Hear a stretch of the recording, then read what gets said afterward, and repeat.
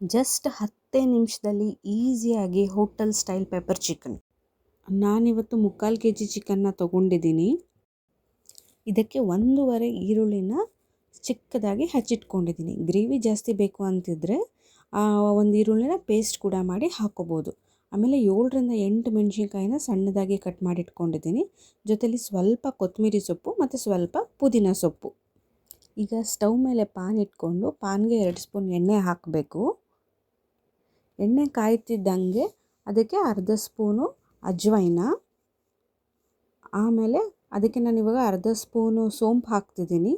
So ಇಲ್ಲಿ ನಾನು ಜೀರಿಗೆ ಹಾಕ್ತಿಲ್ಲ, ನಿಮ್ಗೇನಾದರೂ ಜೀರಿಗೆ ಬೇಕಿದ್ದರೆ ಹಾಕೋಬೋದು. ಆಮೇಲೆ ಸ್ವಲ್ಪ ಕರ್ಬೇವಿನ ಸೊಪ್ಪು ಹಾಕ್ಕೋಬೇಕು. ಕರ್ಬೇವಿನ ಸೊಪ್ಪು ಹಾಕ್ಕೊಂಡಾದ್ಮೇಲೆ ನಾವು ಕಟ್ ಮಾಡಿಟ್ಕೊಂಡಿರೋಂಥ ಈರುಳ್ಳಿನ ಹಾಕ್ಕೋಬೇಕು. ಈರುಳ್ಳಿ ಎಲ್ಲ ಹಾಕಾದ್ಮೇಲೆ ಒಂದು 2ರಿಂದ 3 ನಿಮಿಷ ಹೀಗೆ ಫ್ರೈ ಮಾಡ್ಕೋಬೇಕು. ಅದಾದಮೇಲೆ ಸ್ವಲ್ಪ ಕಟ್ ಮಾಡಿಟ್ಕೊಂಡಿರೋ ಹಸಿಮೆಣ್ಸಿನ್ಕಾಯಿನ ಹಾಕ್ಕೋಬೇಕು. ಹಸಿಮೆಣ್ಸಿನ್ಕಾಯಿನ ಹಾಕ್ಕೊಂಡು ತಿರ್ಗಾ 1 ನಿಮಿಷ ಹಾಗೆ ಸುಮ್ಮನೆ ಫ್ರೈ ಮಾಡ್ಕೋಬೇಕು. ಇದೆಲ್ಲ ಆದಮೇಲೆ ಅರ್ಧ ಸ್ಪೂನಷ್ಟು ಅರಿಶಿನ ಹಾಕಬೇಕು.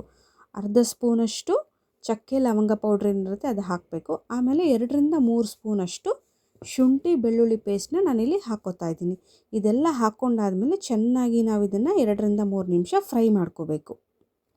ಚೆನ್ನಾಗಿ ಫ್ರೈ ಆದಮೇಲೆ ಇವಾಗ 1 ಟೇಬಲ್ ಸ್ಪೂನಷ್ಟು ಪೆಪ್ಪರ್ ಪೌಡ್ರನ್ನ ಹಾಕ್ತಾಯಿದ್ದೀನಿ ನಾನು. ನಿಮ್ಗೇನಾದರೂ ಖಾರ ಜಾಸ್ತಿ ಬೇಕು ಅಂತ ಹೇಳಿದ್ರೆ ಇನ್ನೂ ಅರ್ಧ ಸ್ಪೂನ್ ಎಕ್ಸ್ಟ್ರಾ ಏನಿರುತ್ತೆ ಅದನ್ನು ಹಾಕ್ಕೋಬೋದು. ಆಮೇಲೆ 1 ಸ್ಪೂನ್ ಧನಿಯಾ ಪೌಡರ್ ಹಾಕ್ತಾಯಿದ್ದೀನಿ. ಇದೆಲ್ಲ ಆದಮೇಲೆ ನಾನು ನೀಟಾಗಿ ವಾಶ್ ಮಾಡಿಟ್ಕೊಂಡಿರ್ತೀರ 3/4 kg ಚಿಕನ್ನ ಹಾಕ್ಕೊಂಡು ಇವಾಗ ಎಲ್ಲನೂ ಮಿಕ್ಸ್ ಮಾಡ್ತಾಯಿದ್ದೀನಿ.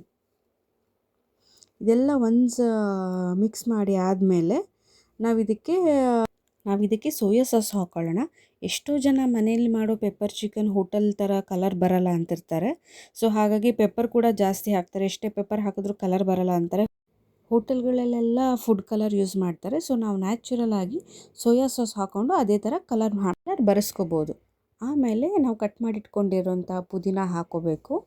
ಆಮೇಲೆ ಕೊತ್ತಂಬರಿ ಸೊಪ್ಪು ಇದೆಲ್ಲ ಹಾಕ್ಕೊಂಡಾದ್ಮೇಲೆ ಚೆನ್ನಾಗಿ ಮಿಕ್ಸ್ ಮಾಡ್ಕೋಬೇಕು. ಇವಾಗ ಚೆನ್ನಾಗಿ ಮಿಕ್ಸ್ ಮಾಡಿಕೊಂಡು ನಮಗೆ ಟೇಸ್ಟಿಗೆ ಎಷ್ಟು ಉಪ್ಪು ಬೇಕೋ ಅಷ್ಟು ಉಪ್ಪು ಹಾಕ್ಕೊಂಡು ನಾವು ಅದನ್ನು ಮಿಕ್ಸ್ ಮಾಡ್ಕೋಬೇಕಾಗತ್ತೆ. ಇದೆಲ್ಲ ಆದಮೇಲೆ ಲಾಸ್ಟಿಗೆ ನಾನು ಸ್ವಲ್ಪ ಕಸ್ತೂರಿ ಮೇಥಿನ ಮೇಲೆ ಉದುರಿಸ್ಕೊತಾ ಇದ್ದೀನಿ. ಇದಾದಮೇಲೆ 1 ಗ್ಲಾಸ್ ನೀರನ್ನ ಹಾಕ್ಕೋಬೇಕು.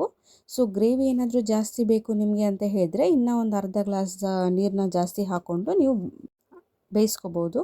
ಚೆನ್ನಾಗಿ ಒಂದು ಸತಿ ಎಲ್ಲ ನೀಟಾಗಿ ಕಲಸಿ ಮಿಕ್ಸ್ ಮಾಡಿಬಿಟ್ಟು 10 ನಿಮಿಷ ಲಿಡ್ನ ನಾವು ಕ್ಲೋಸ್ ಮಾಡಿಡೋಣ.